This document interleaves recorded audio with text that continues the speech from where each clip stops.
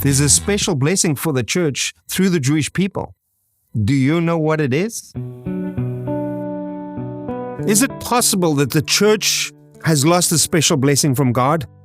Is it because we've failed to understand the importance of Israel and the Jewish people? In Ephesians chapter 2, Paul teaches that the church has received spiritual blessings from the Jewish people, but it also deals with this concept of one new man.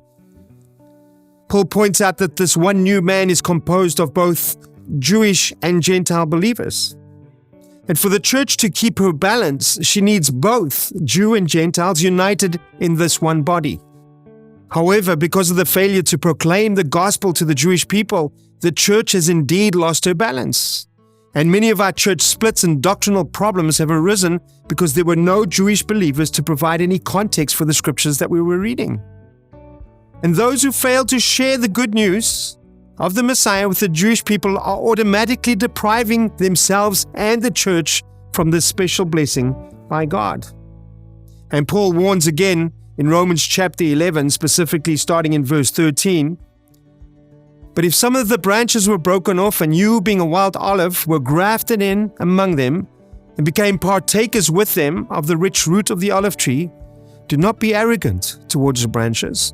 But if you are arrogant, remember that it is not you who supports the root, but the root supports you."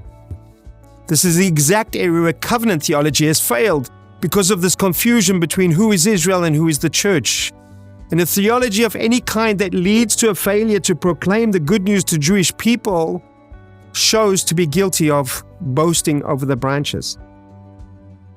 Many churches have split over issues that might have been alleviated simply by having the Jewish perspective. Some examples would be baptism or even communion, or the teaching of amillennialism, even extending to the issues of legalism. Churches have split over which part of the law to keep or not to keep. What constitutes the Sabbath? Are we allowed to drink wine? Are we allowed to dance? Again, many of these decisions have been made outside of what these things mean in the Jewish frame of reference, in which the Bible itself was written. And in this way, the church of today, the church of history, has lost her balance and her doctrinal purity. However, there is a way to change this.